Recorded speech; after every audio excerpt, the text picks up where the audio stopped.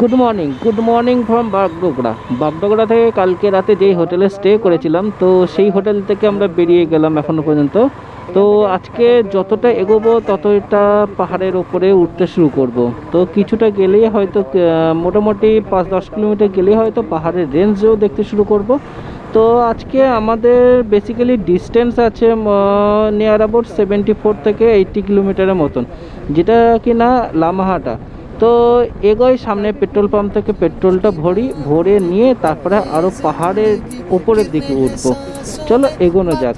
रोशनी सूरज की बाहों में अब है ये जिंदगी, किरणें हैं सांसों में, बातों में रोशनी।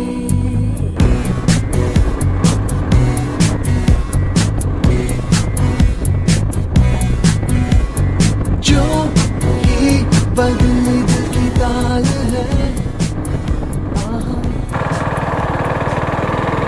আমরা যত পেট্রোল করে যত ঢুকছি, মানে দাওয়াই পানি থেকে যাচ্ছি, এদিকে চা ক্ষেত, এদিকে আপাতত কিছু না, মানে মোটামুটি চা ক্ষেত শুরু হয়ে গেছে। আর দেখতে পাবে কিন্তু ক্যামেরাতে কতটা দেখাচ্ছে বা বোঝা যাবে বুঝতে পারছি না এখান থেকে, আর খালি চোখে ডান দিকে কিন্তু অলরেডি পাহাড় দেখা যাচ্ছে।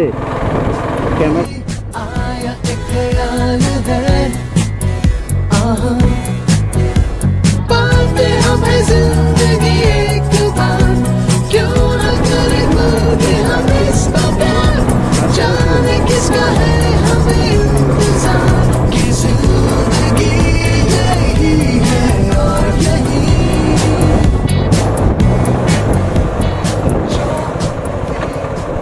এখানে আবার চেকপোস্ট করেছে গাড়ির জন্য।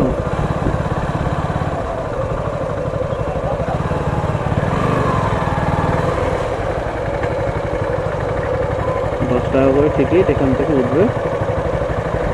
চলো এবার এখান থেকে পাহাড়ে ওঠা স্টার্ট হয়ে যাবে।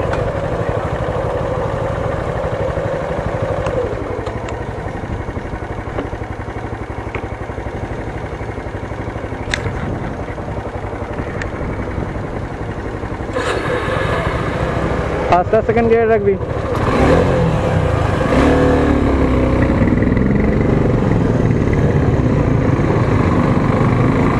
পাতলা হয় গাড়ি যাওয়ার কথা।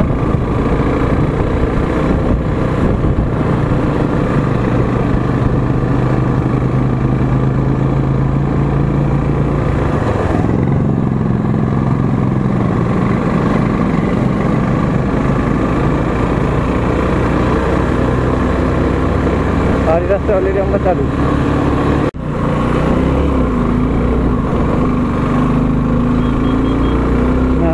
রাস্তা সেই সাংঘাতিক, শুধু উপরে উঠছি।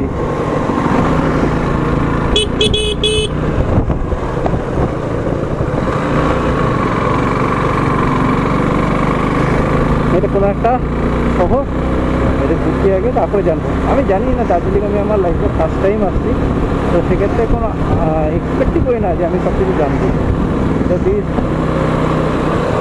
এর চায়ের কিছু গাছ পাহাড়ের, আর নিচে তো ভিউ সেই লাগে, যখন ওর ফগি ওয়েদার, তো সেক্ষেত্রে একটাই প্রবলেম হচ্ছে যে ভিউটা সেই লেভেলে পাওয়া যাচ্ছে না, তো ফগি ওয়েদার।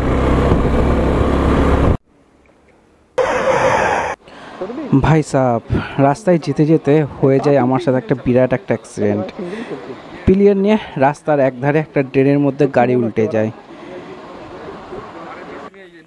এরপর আর কি, বন্ধু বান্ধবদের গালাগালি আর খিস্তি শুনতে শুনতে আমি আবার গাড়ি নিয়ে রেডি হই আবার এগিয়ে যাওয়ার জন্য। আমি গাড়িটাকে করি।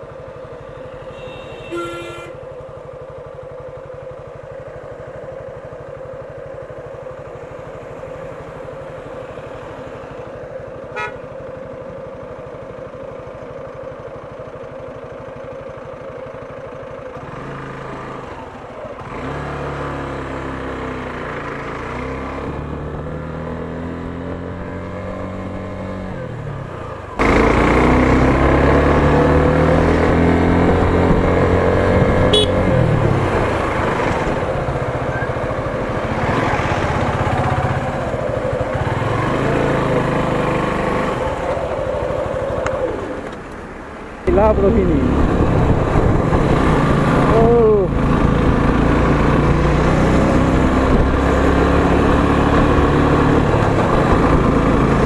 মানে এখানে কি যে কি করে উঠছি খাড়াইতে আমি জানি একমাত্র।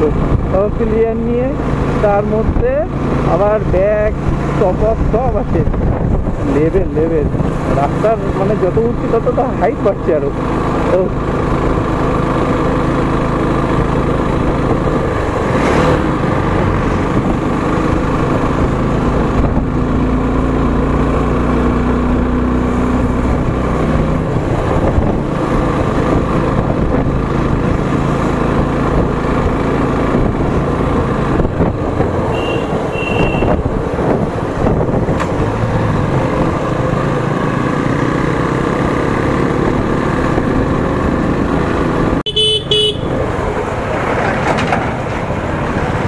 দার্জিলিংয়ের রাস্তায় যত ঢুকছি ডান দিকে রেল লাইনের পাশটাও তত সুন্দর হচ্ছে। জানি না এই হচ্ছে লোকো শেড, এটা এখান থেকেই টয় ট্রেনটা ছাড়ে দার্জিলিং হিমালয়ান রেলওয়েজ।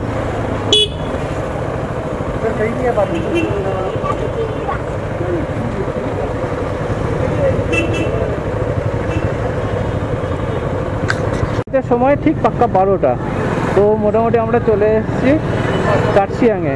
কার্শিয়াংয়ের কী বলে টয় ট্রেনের এটাতে দেখলাম টয় ট্রেন দাঁড়িয়ে আছে, ততক্ষণে ভিডিও অন করতে ভুলে গেছিলাম। তো আমরা কার্শিয়াংকে বাইপাস করে বেরিয়ে যাচ্ছি। বাইপাস এই আসার পথে অনেক কিছু ইনসিডেন্ট ঘটে গেছে, সেগুলো আমি ভিডিওর মধ্যে খুব একটা দেখালাম না। তো যাদেরই বলবো যে গাড়ি নিয়ে বা বাইক নিয়ে আসো তারা একটু সাবধানে চালাও আর একটু পাওয়ারফুল গাড়ি নিয়ে আসো যেখানে টর্ক বেশি। কারণ টর্ক বেশি না হলে পাহাড়ি রাস্তায় গাড়ি তুলতে হেভি সমস্যা।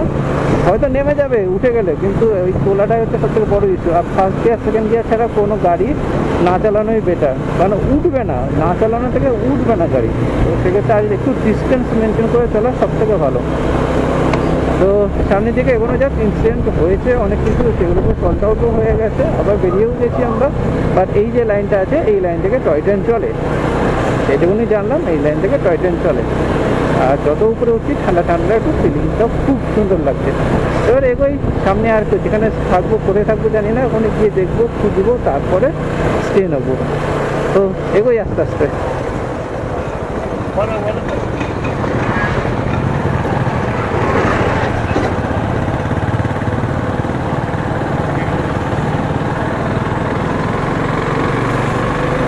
মুখ চোখের অবস্থা দেখানোর মতন না। তো মোটামুটি এই কার্শিয়াং ছেড়ে হয়ে গেল নিয়ার অ্যাবাউট 5-10 কিলোমিটার একটু এগিয়ে এসে একটা খাওয়ার জন্য দাঁড়িয়েছি এখানে। ওই ভাই পাহাড়ি আসলে ওই মোমো আর হচ্ছে কি বলে ম্যাগি ছাড়া কিছু পাওয়া যায় না, তাও এখানে রুটি সবজি পেয়ে গেছি। তো ওখান থেকে ওই কিছু খেয়ে দিয়ে নিয়ে আমরা এখান থেকে বেরিয়ে যাব।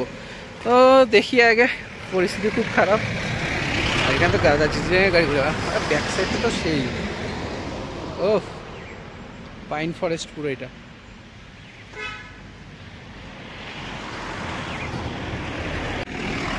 চল একটু খেয়ে নিই, খেয়ে নিয়ে তারপরে মোটর ব্লগিং আবার কথা বলছি। আর যদি তার কোনো একটু টুকটাক ছবি ফবি তুলি, আর যদি কেউ ফলো করতে চাও অবভিয়াসলি আমার সমস্ত কিছু স্ক্রিনে আসছে, ফলো করে নিও।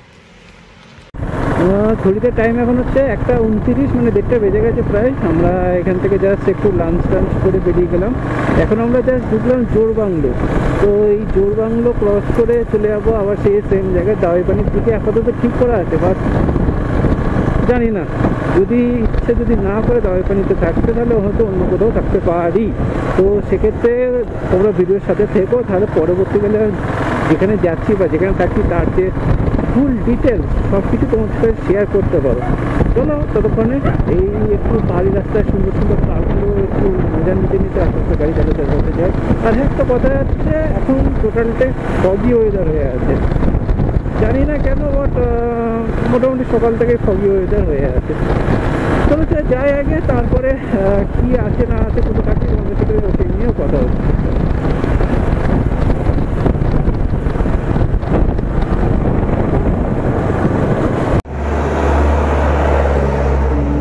যেহেতু দার্জিলিং বা অফবিট জায়গায় যাচ্ছি, তো সেক্ষেত্রে এই যে সবার কাছে ক্যাশ টাকা দরকার। তো রাস্তা যেদিকে কাছে এটিএম পাওয়া গেছে, তো আমাদের গ্রুপেরই 2জন গেছে ক্যাশ তুলতে। তো ক্যাশ তুলে এখান থেকে ডাইরেক্ট বেরিয়ে যাবো হচ্ছে সেই সেম একটা ডেস্টিনেশন আমাদের আছে। চলো সামনে যাই, ক্যাশ তুলি, তারপরে এখান থেকে বেরিয়ে যাবো। এখানে এসবিআই এটিএম অ্যাভেলেবেল আছে, টাকা আছে কি নেই জানি না, বাট আপাতত অ্যাভেলেবেল আছে। দেখতে দেখতে মোটামুটি লাঞ্চের পরে খাওয়া দাওয়া করে সমস্ত কিছু পেরিয়ে আর এখান থেকে ঘুম 1 কিলোমিটার। ঘুমে আসার তো অনেকদিন ধরে ইচ্ছে ছিল যে এত উপরে যে কোনো আছে কী বলে রেল স্টেশন আছে, সেখানে গিয়ে একটা দাঁড়িয়ে ছবি তোলা তো খুব ইচ্ছে ছিল। তো মোটামুটি ঘুম স্টেশন মেবি হয়তো সামনেই 1 কিলোমিটার। এই প্রথম মনে পাহাড়ি সিগন্যাল দেখলাম।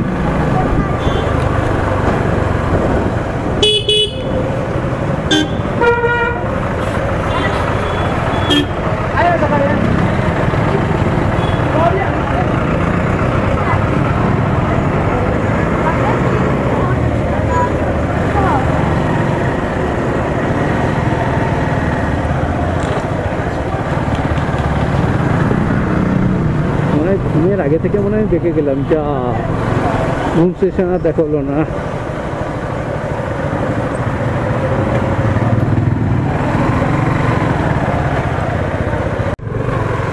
এই যে বাদিক থেকে তিস্তা বেরিয়ে যাচ্ছে, এখানে র্যাফটিং এর জন্য চার্জে আমরা উপর থেকে নেমে এসেছি, খুব করে নেমে চলে এসেছি গাড়িতে, ক্লাচ ছাড়া সমস্ত কিছু গাড়ি চালিয়ে নেমে চলে এসেছি।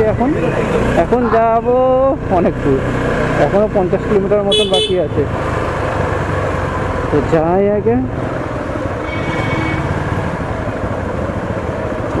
যত সম্ভব তিস্তা বাজার এটা। জয় ভগবান, দেখো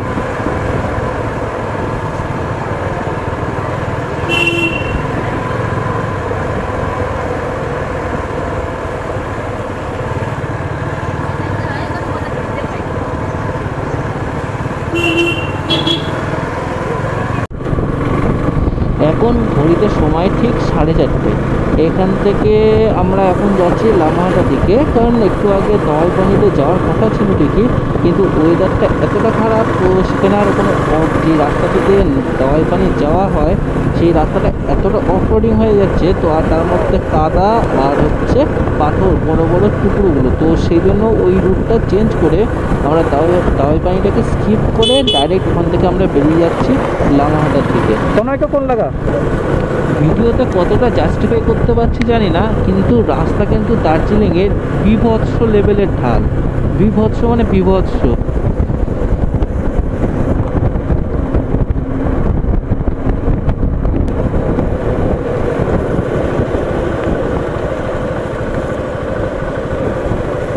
বল এক জায়গায় দাঁড়িয়ে গিয়ে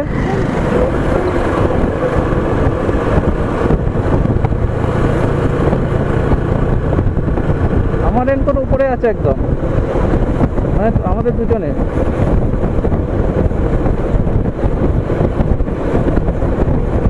ওই যে দাঁড়িয়ে গেছে মন্দির মনে হয়।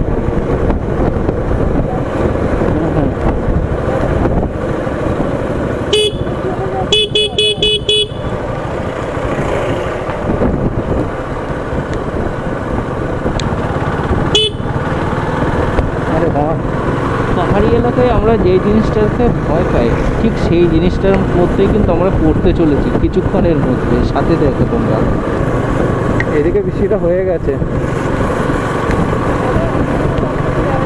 না, সে কোনো গ্যারান্টি হয়?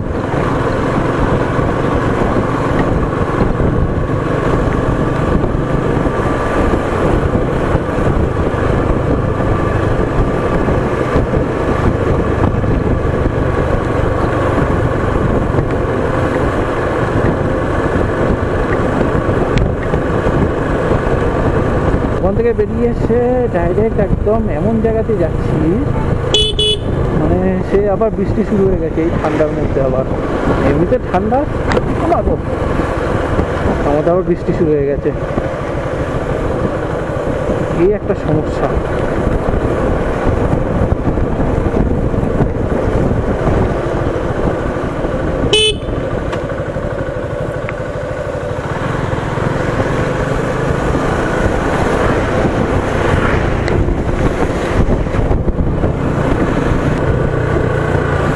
এদিকে ভালো বৃষ্টি হয়েছে।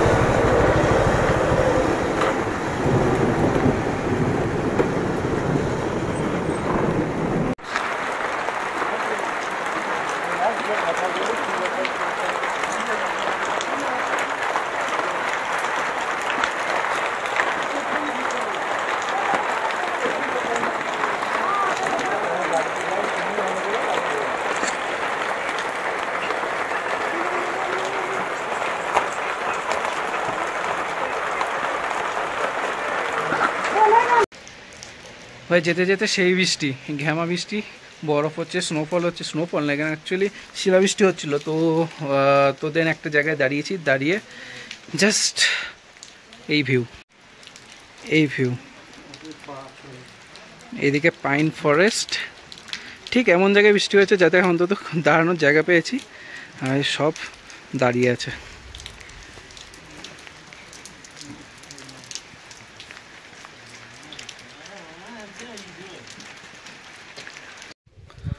আজকে বৃষ্টির পরিমাণ এতটা বেশি ছিল, তো সেক্ষেত্রে এখান থেকে বেশি দূর যাওয়া হয়নি। নিয়ারেস্ট একটা লামাহাটার কাছে আমরা দাইপানিতে যেহেতু যাইনি, তো লামাহাটার কাছে একটা হোমস্টে নিয়ে নিয়েছি, ওখানে আপাতত আছি 5 জন মিলে। আর এখান থেকে কী বলবো, এখান থেকে বেশি কিছু আজকে বলার নেই। এখানকে ডিনার ফিনার করে শুয়ে যাবো, এবং কালকে দেখি যদি কোথাও যাওয়ার থাকে তো কালকে যাব।